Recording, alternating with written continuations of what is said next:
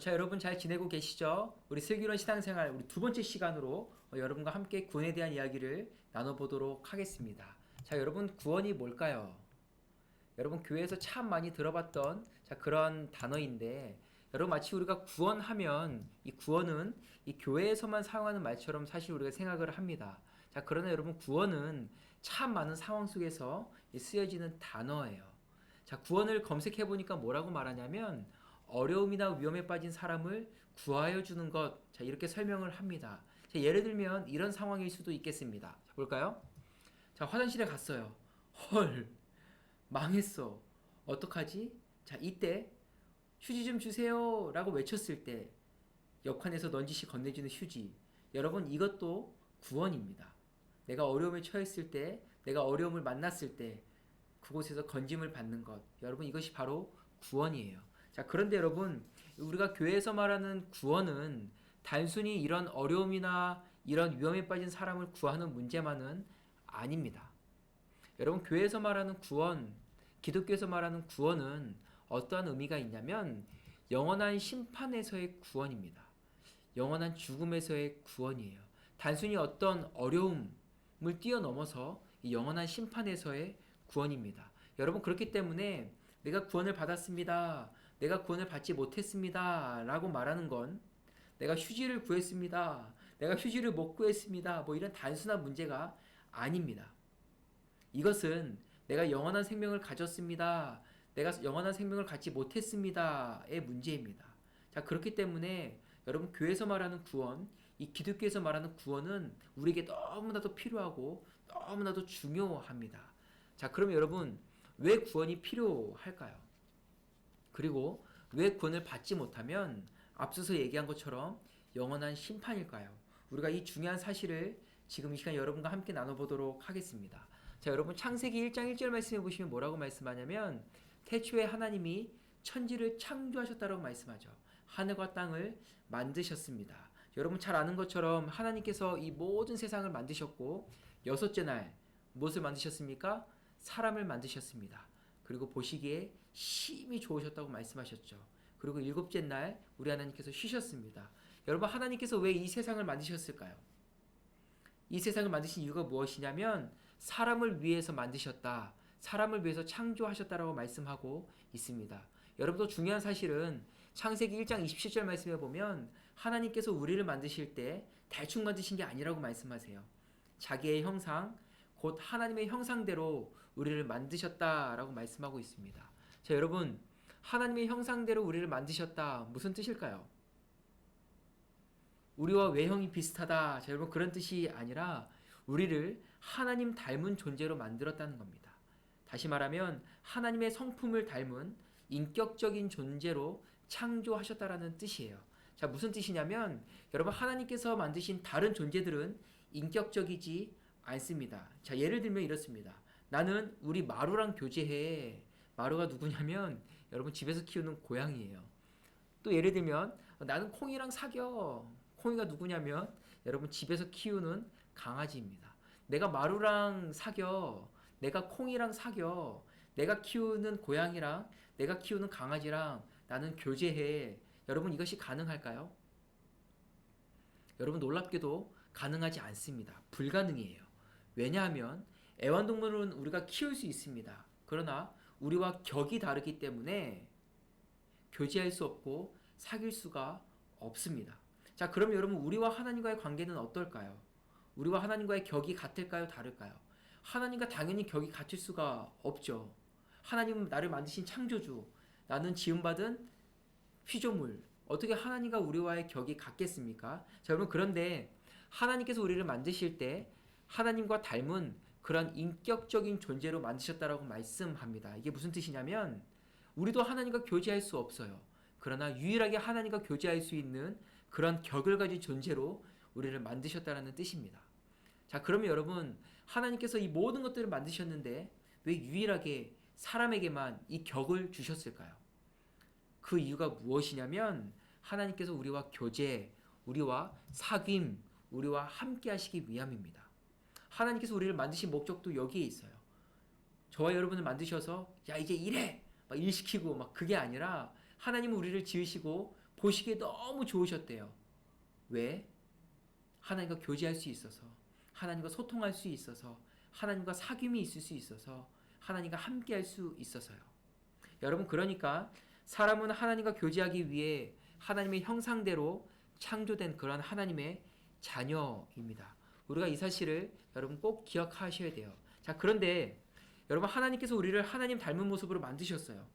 그렇게 이 땅에 우리를 두셨는데, 여러분, 왜 이 땅은 그런 사람들 때문에 끔찍한 일들이 일어나고 있고, 그런 사람들을 통하여 왜 말도 안 되는 일들이 일어나고 있을까요? 또는 왜 사람들은 병에 걸리고 많은 문제들을 만나고 있을까요? 여러분, 성경은 그 이유를 분명하게 설명하고 있습니다. 여러분, 그 이유가 무엇이냐면 뭐죠? 우리의 죄 때문입니다. 여러분, 우리의 조상 아담과 하와가 하나님 말씀을 거역하면서부터 이 죄가 시작이 되었습니다. 교회를 다니지 않는 사람들이 이렇게 얘기해요.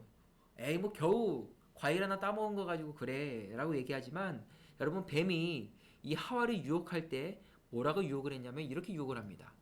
너희가 그것을 먹는 날에는 너희의 눈이 밝아질 거야. 자, 그러면 어떻게 된다고요? 하나님같이 되어서 선악을 알게 된다. 자, 이렇게 유혹을 하게 됩니다.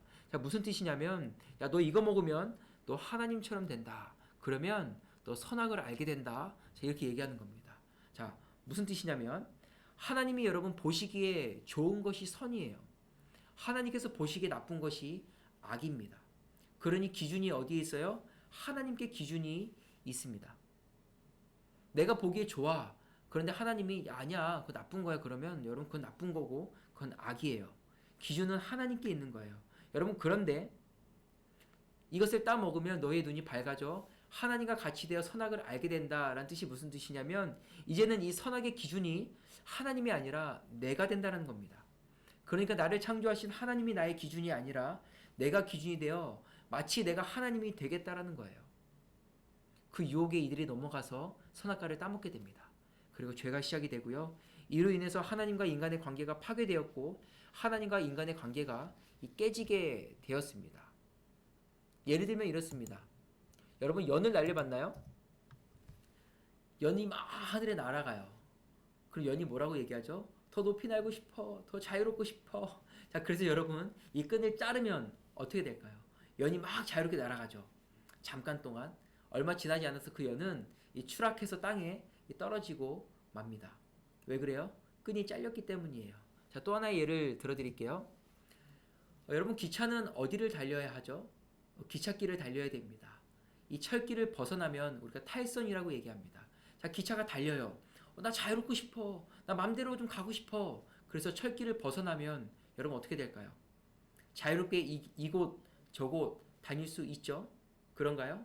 아니요. 여러분, 이 기차는 철길을 벗어나는 순간 대형 사고가 나고 탈선하면 망합니다. 큰일 납니다. 여러분, 하나님을 벗어난 인간, 하나님과의 관계에서 탈선한 인간이 바로 이런 최후를 맞게 되는 거예요. 우리는 하나님 없이 살 수 없는 그런 존재로 지음받았어요. 하나님과 교제하는 그런 존재로 지음받았어요.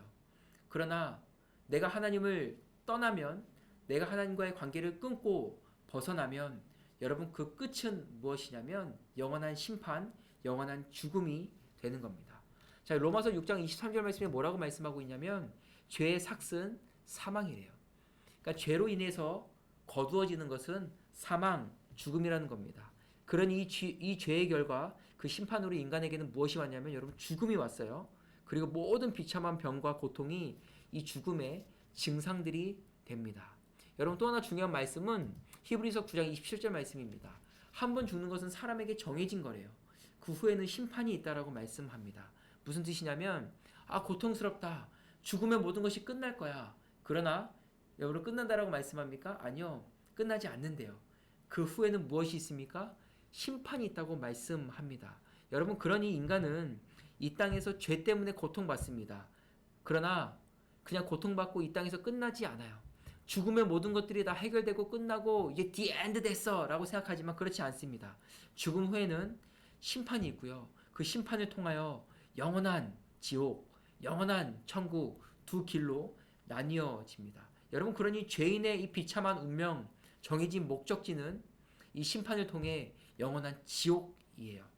여러분, 그러니까 이 운명, 이 목적지에서 건짐을 받는 것, 이 목적지에서 벗어나는 것을 뭐라고 이야기하냐면 구원이라고 이야기를 하는 겁니다. 자, 볼까요? 여러분, 그러니까 기독교에서 말하는 구원은 절대로 단순하지 않습니다. 비참한 그러한 결과에 내가 빠져 있어요. 그러나 구원은 뭐예요? 그곳에서부터 건짐을 받는 겁니다. 내가 영원한 죽음이라는 이 심판에 빠져 있어요. 그러나 구원은 내가 여기서 건짐을 받는 겁니다. 여러분, 이것이 우리 기독교 교회에서 말하는 구원입니다. 여러분, 우리가 기억해야 될 것은 하나님께서 우리가 구원받지 않기를 원치 않으세요. 왜냐하면 하나님께서 저와 여러분을 만드신 목적은 하나님과 교제, 하나님과 사귐, 하나님과 함께하기 원하셨기 때문이에요. 그러니 이 영원한 죽음에 빠져있는, 영원한 심판에 빠져있는 우리를 그냥 내버려 두지 않으시고 이 구원의 방법을 이미 저와 여러분에게 주셨습니다. 그러니 여러분, 우리는 무엇을 받아야 됩니까? 꼭 구원을 받아야 됩니다. 그냥 교회만 왔다 갔다 하는 것이 아니라 구원받은 하나님의 자녀가 돼서 우리의 예배는 그 구원에 대한 감격과 기쁨으로 예배하고, 우리의 찬양은 나를 구원하신 하나님의 그 사랑과 그 은혜에 대한 외침의 고백이 여러분 우리의 찬양이 되어야 하는 것입니다. 무엇을 받아야 한다고요? 구원을 받아야 합니다. 자, 여러분, 그러면 어떻게 우리가 구원을 받을 수 있을까요? 하나님은 우리와 교제하기 원하셔서 이 구원의 방법을 이미 준비하셨다라고 얘기했는데, 자, 우리가 어떻게 구원을 받을 수 있을까요? 여러분, 슬기로운 신앙생활 세 번째 시간, 우리가 이 구원에 대한 방법을 우리가 다음 주에 함께 나눠보도록 하겠습니다. To be continued.